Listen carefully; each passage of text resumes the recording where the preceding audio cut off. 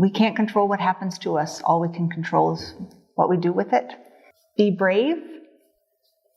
Have fun. Protect joy.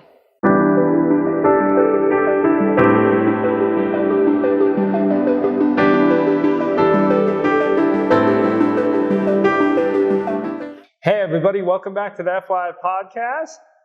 This is Finding Your Inspiration, where we find our inspiration and we follow it.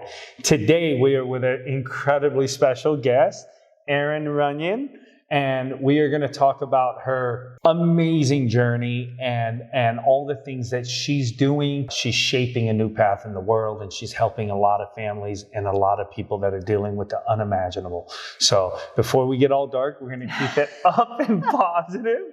And we're just going to talk to Erin a little bit about who she is and where she comes from. Tell us a little bit about yourself. And Thank you, Paul. There is no straight line or path in life, right? So we all have some dips and some dark stories. But I grew up in LA, and I have quite the story here locally. And then I had a baby just out of college, and I was a single mom. And I actually met my husband when Samantha, my daughter, was just 3 years old. And we blended our families. He had 2 children, and I had Samantha and my mom. So I said we were even, because they're all coming with us. And so we were a blended family. All of a sudden, at 23, I went from having one little one to 3, and I had no idea what I was getting myself into, I'll tell you that. But Samantha was my world, and she was playing outside when she was 5 years old, and a car pulled up, and a man asked if Samantha and her friend would help him find his lost puppy. And then he rushed at Samantha and grabbed her, and she kicked and screamed, and he threw her in the car, and she was found the next day having been sexually assaulted and murdered. And that's why I'm here. Like, I would never have been a public person, but everything that I learned and everything that I've done since is because Samantha was an incredible child and inspires me every day to do everything we can to better protect our children. it's the unimaginable. It is. And I'm sorry I just launched into it, but it's okay. Yeah. Tell us about Samantha a little bit. Tell us about the time you had with her, and how amazing was she? Oh. Well, she was brilliant. She was incredible. So she was very thoughtful. She would ask these very deep questions about death, what happens when we die. Wow. Yeah. She was very into science. Like, she loved pufferfish because they were so bizarre, and was fascinated about T-Rex and his 3-foot arms. Like, she was all excited when that was debunked. It was like headline news. So she was just a brilliant little girl. Inquisitive. Very inquisitive. She would write me notes. I used to joke that she was going to be a lawyer someday, because she would write things like, "Are we going to the park today? Yes, no, maybe, sign here."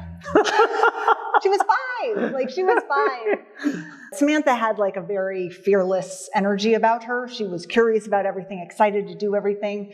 Sounds like you guys spent some amazing times. Yes. Holidays, Christmases, stuff like that were priceless. Absolutely. Yeah. Before we go into, the incident of when Samantha left us and what you're doing now to shape, I just want to know a little bit about you. We never know why we go through things or what purpose we can give to them. Right. But that's kind of been my thing, is if I can't see a purpose, I will make one up. Yeah. So my mom was a single mom. My dad's name isn't even on my birth certificate. Okay. But she was very successful. She ran a business. She owned a house. And then she was sued for everything she had. Wow. So when I was 7, went from being little princess, I was spoiled as a little one, to a garage sale on our lawn where we sold everything we owned and moved into a 20-foot trailer in my aunt's backyard. Wow. And switched schools literally a dozen times before I graduated high school. Right. And my mom's like, you know what? You have choices. A lot of people love you. You do not have to live with me. You can call someone. And so I called my godparents, and asked if I could come and live with them. So yeah, it was an interesting road. It's an interesting lesson right there too, right?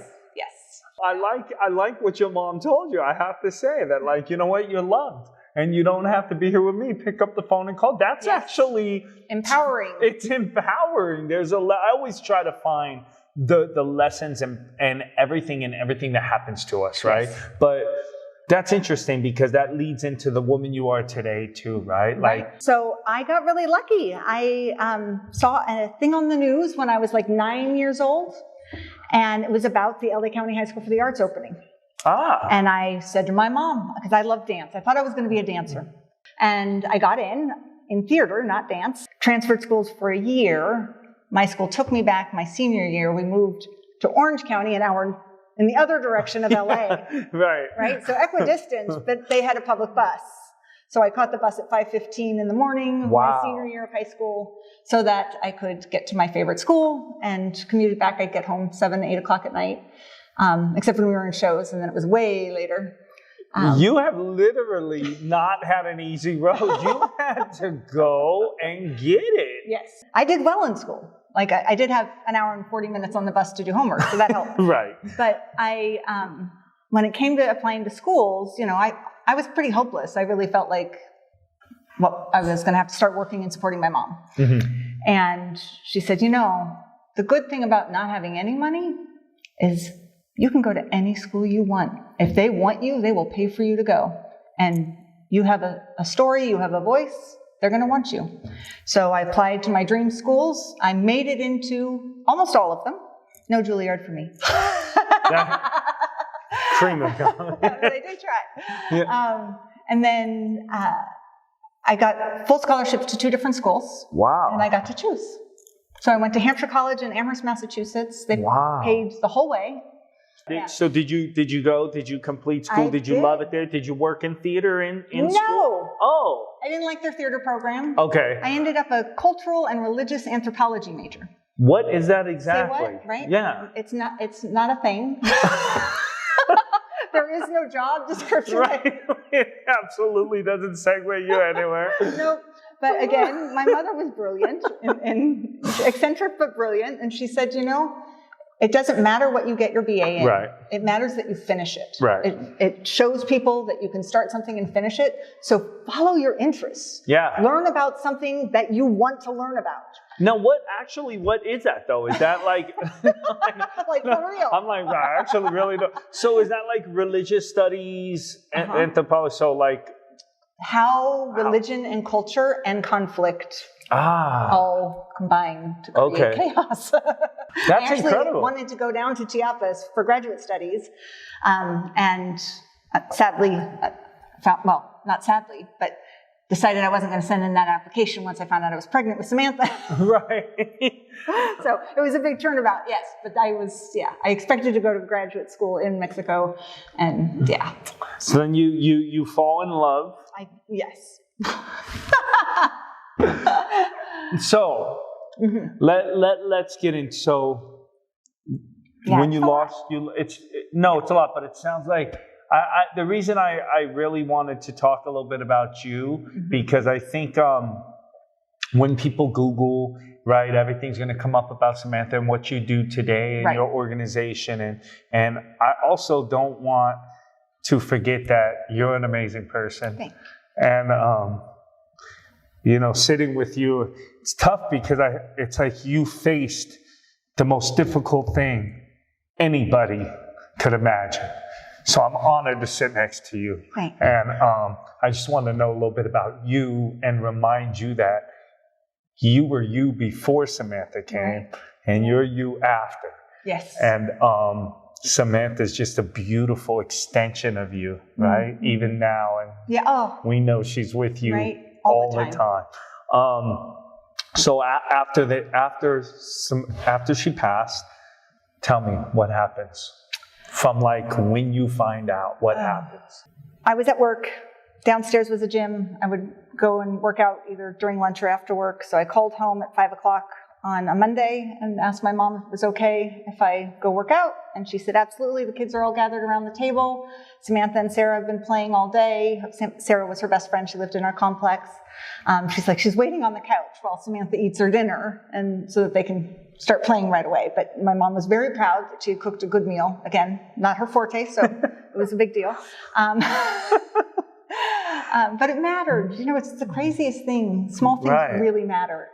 It mattered to my mom that Samantha had a good meal that night. Yeah, I was just thinking that, though. It's oddly powerful. Yeah. So they apparently, thereafter, resumed playing. I went to the gym and changed out, put my stuff in the locker, go out, and I literally could not move. I found myself sitting on one machine after another. I was like, could not move. What is wrong with me? And so about 20 minutes in, I was like, whatever, and like just went to the locker room, changed, turned my phone on as I walked out, and I had a dozen messages from my mom and Ken saying that Samantha had been kidnapped. And I had to drive home in LA traffic, which is a nightmare, and just crying, like could barely see. And I wanted so desperately to just be able to trust my instincts and drive to where I saw the mountains. I felt like she was in the mountains. And like, I'm surrounded by freaking mountains, like which, you know, like. Yeah. So I went back home, pull up.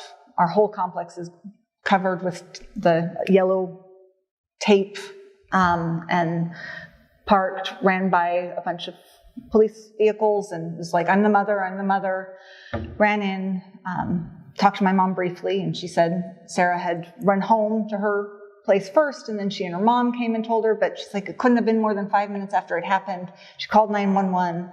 She said the helicopters were in the air while she was still on the phone with the 911 operator. Like the response was immediate. Wow. And it's very, very rare to have a witnessed child abduction. Like it felt like the entire universe was responding. Like it was just an overwhelming sense. And I grabbed Samantha's school photos and cut them up and ran out the back door and started canvassing the neighborhood, just running around asking if anybody had seen her. I found myself in front of her elementary school and I just collapsed on the ground sobbing. And I heard this voice that said, nothing is happening to you. Samantha is the one who is afraid. Get up. And that voice stuck with me through it all. Like nothing that I felt, no amount of grief or suffering that I felt could compare to the horror that a 5-year-old experienced.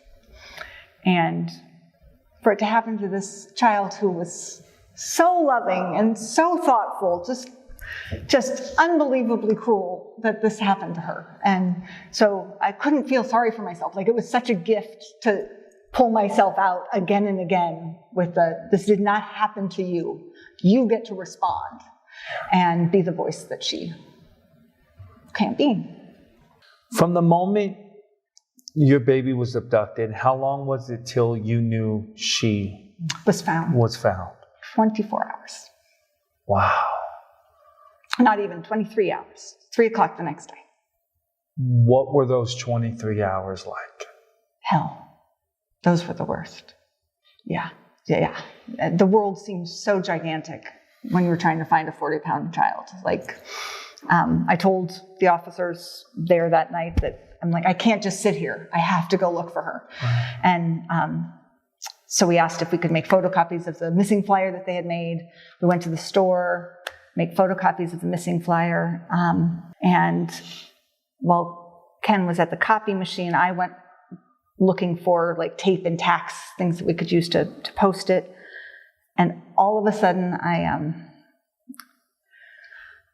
I just had this rush of, I don't even know what to call it, energy, light, throat just consumed me. And I heard Samantha cry out, "Mama." And I looked up and it was just this bright yellow light.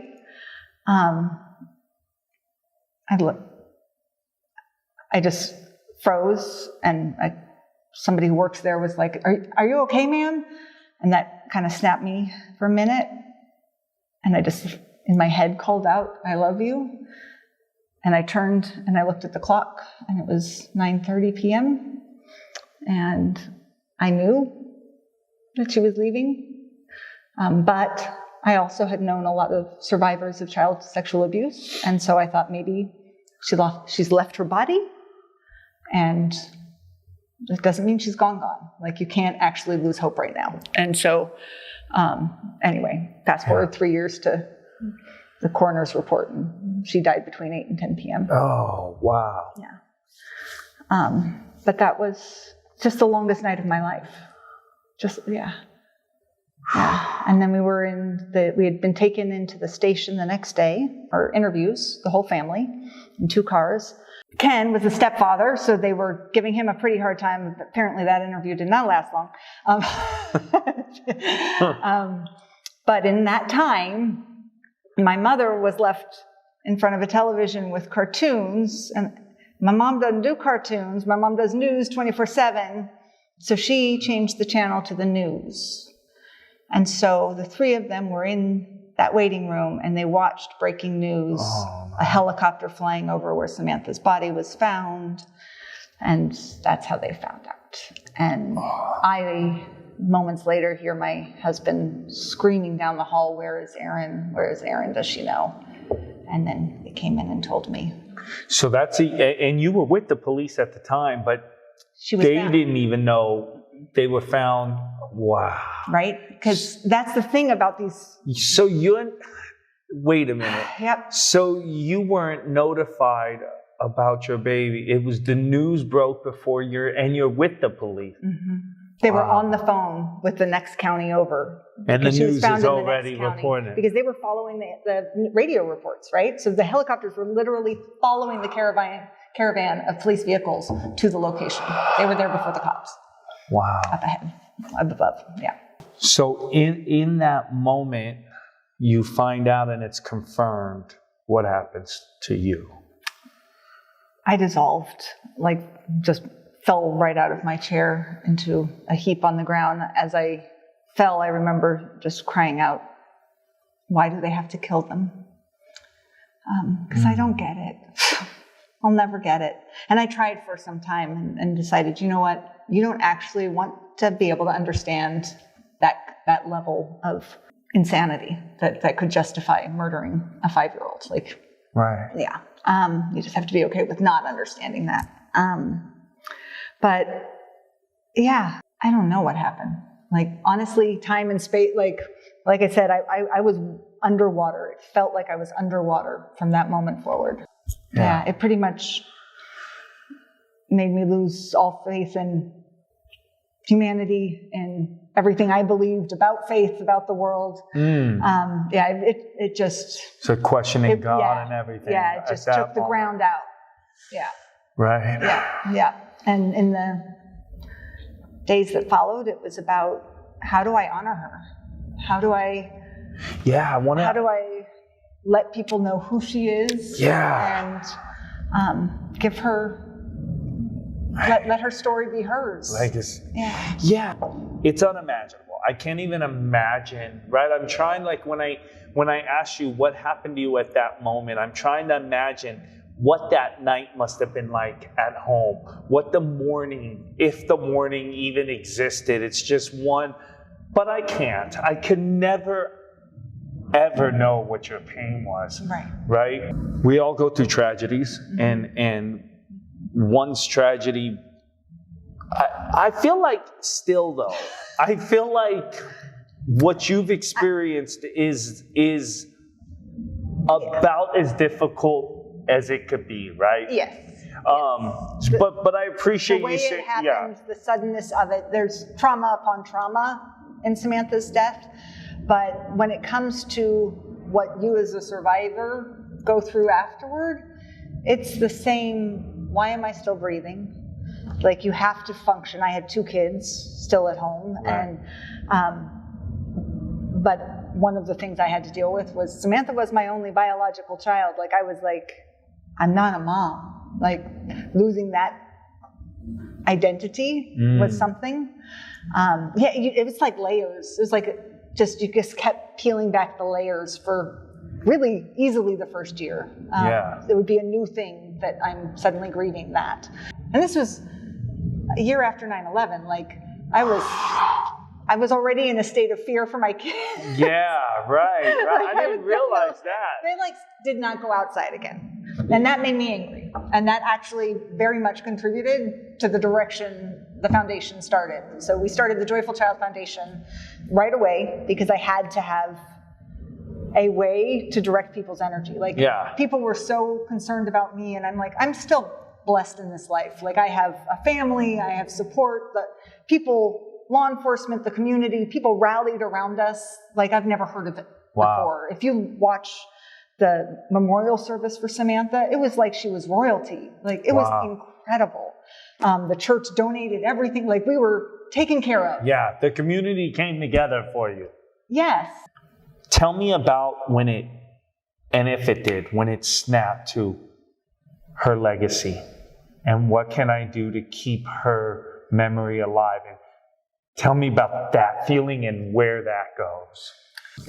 It was a process. We have to do something with this money, with this energy.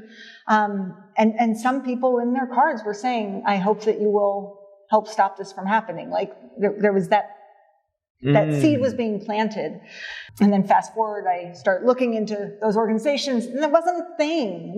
The National Center for Missing and Exploited Children does wonderful things on a federal level to help with cases. So it's very much after the fact. They don't get federal money or grant money to support prevention. Okay. And so there was a gap. And my thing was, I wanted to prevent what happened, right? I did some law stuff. I started looking at the Amber Alert, helped put my weight behind the Amber Alert getting passed. The governor of California actually called me 3 days after Samantha's abduction and said he signed it into emergency effect. Wow. And so it became law in August of 2002. And 20 years later, we have the best program in the entire nation. I'm very proud of it. Wow. Yeah. Back then, we had believe it or not, even back then, our statistics on abduction of children were pretty good, in that about 95% were recovered alive. Now, we're at 99%. Really? Yes. And most of them are found within 24 hours. But yeah, I mean, nationally, when I started looking at the numbers, I couldn't believe, like, every year in this country, nearly 1 million children are reported missing. About 58,000 are abducted by somebody the family knows and trusts. Less than 1% are cases like my daughter's. Less than 1% are a total stranger kidnapping and murdering a child. Wow. And again, less than 1% of roughly 890,000 is still too many kids. That's a lot of kids. It's a lot of kids. And it is every talking parent's 9,000 kids. Yes. Yes. Yeah. And it doesn't matter what the numbers are, right? When that one is yours. One's too many. It's too many. And so that sent me on a journey. And so we started doing parent education around recognizing predatory behavior, abduction prevention, child ID kits, all that kind of stuff. And then I took a class called Rad Kids and became trained as an instructor for that program. And it's a week-long program for children, and I loved it. And they learned self-defense, and it really showed me what was possible for teaching kids. And so I wrote Be Brave, Be Safe in 2010. We launched it officially in 2013 after beta testing with several schools. And now we've trained hundreds of teachers to teach safety empowerment education in the classroom. They call it BRAVE. Tell us a little bit about that. Yeah. Tell us what that entails. So first and foremost, I think the most important thing for kids to know is that it's not okay for somebody to hurt them. Right. And we don't realize it as parents, but we do an awful lot of correction, like, be quiet, be respectful of your elders, all that kind of stuff. And the problem is, when the vast majority of crimes against children are done by people that the child should be able to trust, we've got to teach them that it doesn't matter who it is, whether you know them, whether you don't know them, whether it's your cousin, your uncle, a total stranger, a neighbor, does not matter if it's a stranger or not. You get to stop them. Yeah. It is not okay for anyone to hurt you. The second piece, just as important, is it is never your fault. It's because they're kids, right? Their brains are not fully developed. They don't have the perspective of what else might be happening in the universe. This is happening to them because they deserve it. Just on a base brain level, because that's all there is, right? This is happening to me and it's my fault, is basically what it comes down to. And so there's shame associated that shouldn't be theirs. The only person who should feel shame is the person doing it. And so telling kids that if it ever happens, whether they've been hurt before or they're ever hurt in the future, no matter what, it is not their fault. So they can do everything they have to stop it. They can tell about it and they can keep telling until it stops and they're safe. So we've practiced verbal defense. We've practiced asserting themselves. I don't feel like a hug, right? Because if they aren't comfortable telling their own family when they're uncomfortable, if they don't feel like being touched, how do we expect them to say that to a boy that they really like, but they don't want to be touched right now? Right? Like, it's teaching them within the family. And that's really what I think makes our program really different, is how many moms and aunts and dads even have said to me, this really changed. Like, we had conversations in our family that we would never have had. Wow. Like, lots of grandma and grandpas not happy with this lady because I'm like, you don't get to kiss them just because you're you. Growing up, especially when I grew up, like, you know, I didn't experience in that, but it was very affectionate, and sometimes they want to pinch your cheek and kiss your face, and even kiss the lips. It'd be like, and sometimes you're like but right. We teach them to catch the hug. Yeah. When they come in, you just grab their wrist. It's so good to see you. I love it. Okay, so now you took this to the schools. Yes. You wrote the curriculum. So they're teaching this is this nationwide? I wish it were. Okay. So we now have 7 lessons up that are video based, so that it can be nationwide. And so yes, we're building it out now so that we can make it all video based. We can still do in-person training for those that want it, but the lessons themselves are really simple, and we teach them, safety things about what to do if they get lost, what to do if there's an emergency, how to call 911, and we teach them physical defense skills should they ever be in a position where somebody tries to grab them who's not allowed to. Being able to defend yourself is so important, and I love that you're teaching that to kids, because that's how you can teach all of it without scaring them. Right? If you're just teaching them what not to do, that all you get is what ifs, right? So having an answer for what if they chase you after you run, you've got to have that answer, and they have to believe it. They have to feel like they could actually do that. And giving them lots of opportunities to practice that in school is awesome. I agree. And it's amazing. We've had children escape abductions on never having to actually use any of those skills because they know to run. Yes. And that's what we want. Now, who does the training? Who does the actual training, the kids? And so I do most of it. Okay. We have an amazing board member, Charles Scott, who is a multi-black belt in several different traditions, and he does our lead instructor training and trains our other instructors. So we have a volunteer team beyond that. Wow. Yeah. Wow. So is it law enforcement, retired law enforcement? Some law enforcement. It has evolved over the years, and COVID definitely took a hit, right? Because they don't have the capacity right now. So it is mostly teachers. Teachers? Yes. Okay, we are training teachers to do it in the classrooms, because my goal is every child. My goal is to have every child get this as part of their regular education. In junior high, they have the physical fitness test. Right? I want the safety test. I love that. Okay. I definitely don't want to shed any light on the person. So, but what I do want to get to is there's a fascinating part of your story where I heard you speak at one of your galas, and what stuck with me was how you were able to compose yourself to look. Not in any way, I didn't take it as what this person did in any way was okay, but that what's the deeper root, and how could we have stopped the creation of this? and be monster. I don't know. It's what Right. I'm choosing to say. Right. But really, what you say is what matters. So this person does get caught. Yeah, he does. Thank you Does for get mentioning caught. that. I have a tendency, because It's okay. I don't like saying his name. Like, I do No. a very good job of not Good. thinking about him. And so I always feel bad, because after I'll give a big speech and people are like, They're like, did they get him?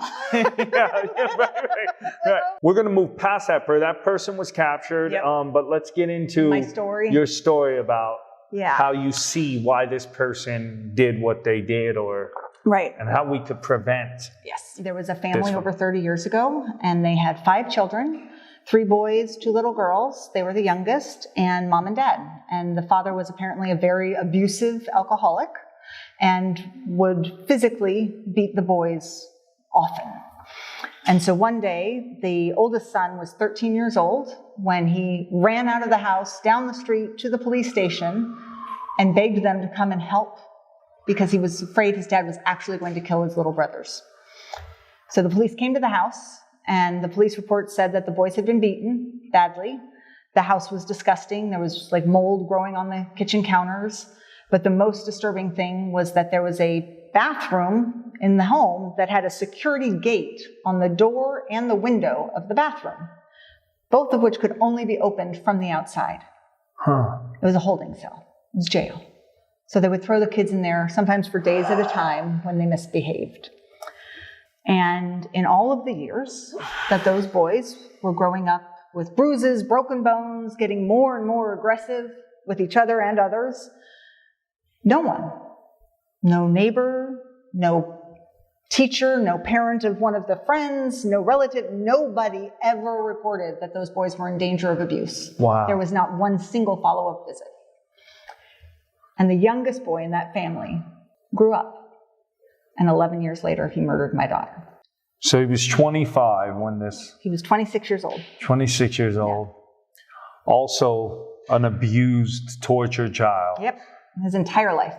He had been acquitted of multiple counts of child sexual abuse against 2 little girls who were 5 and 6 at the time of the abuse, exactly 1 year before he took Samantha. So those little girls, 3 years after the abuse had stopped, had the courage to come forward, bring it all the way to trial. There was a 3rd girl who didn't end up testifying for other reasons, but she came to the murder trial. So all 3 of them testified. Even though he didn't kill them, the way that he sexually assaulted them was the same.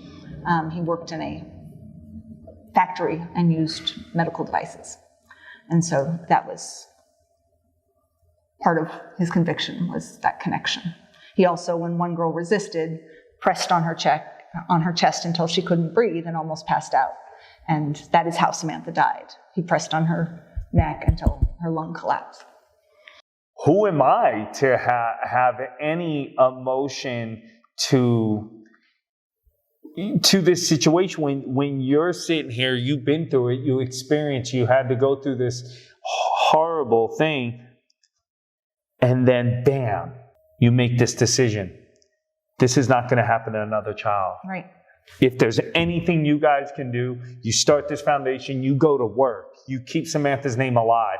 Now this monster, which I choose to call, people could think whatever, goes Joe, and you look deeper into it. You don't just stop at like, oh, he's a piece of garbage, or you look deeper. You find out about his childhood. You look into them. Now it's how can we as a society, when we see things that are happening to children or neighbors or family members' kids, we see that uncle smacked the kid a little too hard or something's going on. What is our job but to speak out so this 20 years later isn't someone that grows up to do the same thing this person did. So we're not excusing this guy. No. We're not excusing him at all. We're saying, how can we stop it now? Right, because when we call them monsters, Mm-hmm. and it turns out to be our cousin or somebody that we care about, Right. how do we respond to that? The answer is, across this country, we don't. Right. That is why that's why these crimes are allowed to just continue to cycle through families, through communities, and it never stays within the family. I want them to make the call. If you suspect a child is being abused, don't try to prove it. Don't wait until you can prove it. The chances of you walking in on somebody sexually assaulting a child is almost nothing. True. The chances that all of us have experienced our hair going the other way on our arms because somebody gave us that vibe, really high. Yeah, you're right. Right? Yeah.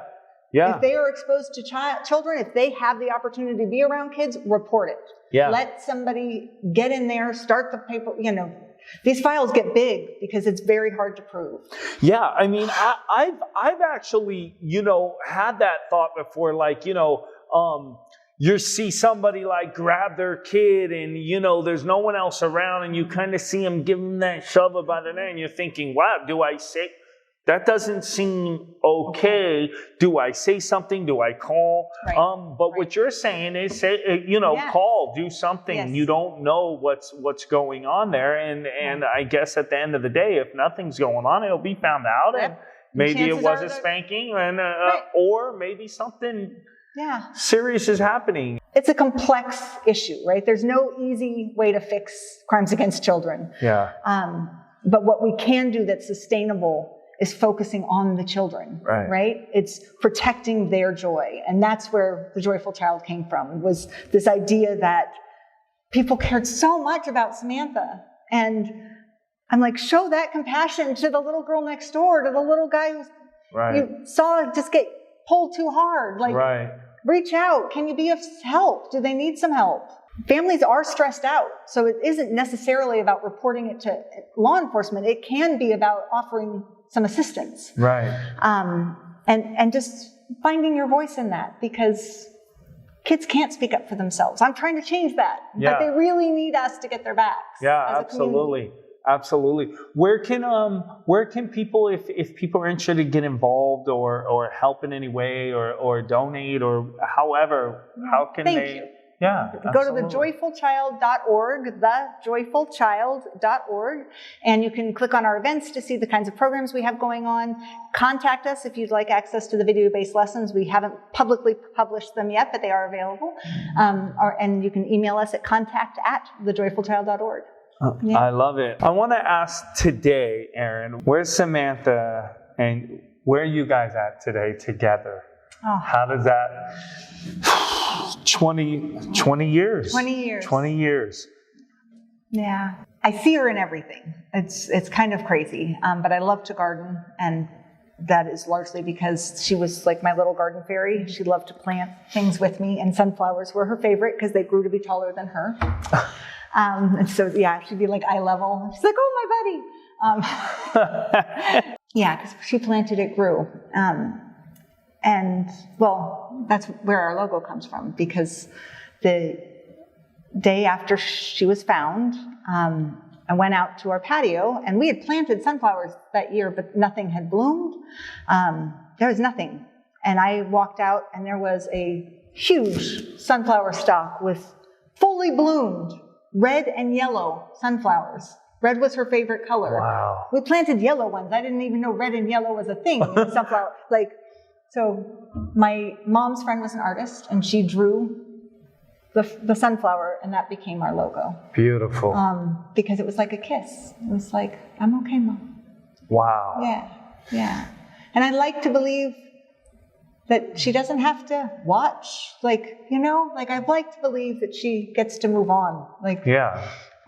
In some way. But at the same time, if she is watching, I sure as heck want to make her happy with what we're trying to do for her legacy. And I talk to her all the time, and I see her in our students. I actually get to personally teach our Brave workshops. In communities, we do a 90-minute workshop. And I get to see those kiddos. And we do it mostly through family resource centers and nonprofit organizations like Boys and Girls Clubs and after-school programs and crisis shelters. So I'm speaking to the youngest, but it was a 6th grader who said to me, this is the most important thing I've ever been taught. Right? And part of me just cries a little because I know that child has already been through some. Right? But to be inspired by the kids you're teaching, saying, I need this, and they need that, it matters. And we can't prevent every crime, but we can prevent most crimes against kids, and we can let them all know that it isn't their fault. Yeah. We can lay the foundation for resilience so that they understand that what happens to them isn't a reflection on them, right? They can use it to find their inspiration. They can use it to find their greatest purpose in this life. Because I do feel like I'm not a religious person, but I have very strong faith. And I feel like it's so helpful to feel or to accept, in my case, but to accept that there's something bigger than us happening. And we don't have to know what it is. We have to trust our hearts. We have to believe in ourselves and to have patience. We have to, people, especially now, like people are so impatient right now. People are like on fire, like ready to pounce. And it's like, chances are you don't know exactly where your life is headed. And that ambiguity makes us nervous as people, right? But if we're all following what feels right, what feels good, what makes us happy to be in our own skin, makes us feel like our life has purpose and value, we can't go wrong. We can only make this world better. And the more we can inspire kids to trust that they are here for a reason, that their voice matters. Like one of the probably most important lessons I teach kids is you're the only person who knows how you feel. Right? It's our job to protect you, but if you don't tell us that you feel nervous or scared, that your belly hurts, we don't know. Right. Young kids don't know that. They really think the world is revolving around them for quite a little bit. Sure. Yeah. So, empowering them to tell us, giving them permission to say something that's uncomfortable, is actually life-changing for a lot of them. And it's cool 20 years later to know that. And I do feel like Samantha just blessing us all the time. I really do. I know she is.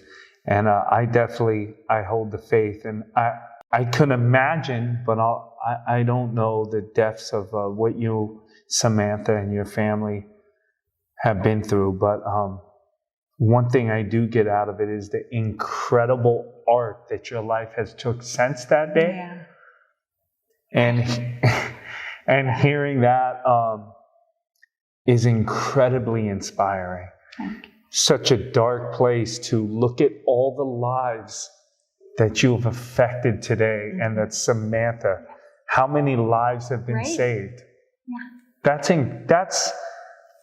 what else are we here for? We all have to play a part in protecting the kids. Absolutely. Right? Yes. It's our responsibility. It's our duty. And we get so wrapped up. It's easy. And then this is with anything. It's easy to just go through to tunnel vision and blinders. But who's the pure innocence? It's the children. Right. And we have to look out for them. So. And they need us. They really do. And we can make such a huge impact. Like just the smile from a stranger, like at the grocery store, letting them know that they're okay, that they're seen. Yeah. Little things matter. Yeah. Well, I definitely, any way I can help, I'm here and I want to learn more and stay connected. And is there any message you'd like to give to anybody watching? Anything, words that you could give them? I would say, in Samantha's words, be brave, have fun, protect joy. Those words kind of just echo. Like Samantha literally used to write, be brave. And I interpret that as being true to you. And we can't control what happens to us. All we can control is what we do with it. And you're a lot more capable, we all are, than we even want to believe. So be brave. Life is worth it. Erin, thank you so much for sharing your story. It's powerful, and thank you for having me. No, it's been a pleasure. Wow, thank you everybody for tuning in. I hope you got out of this episode something. I definitely did, and I'm going to share what I did. I found in this conversation that it doesn't matter how dark the moment. It doesn't matter what life hits us with.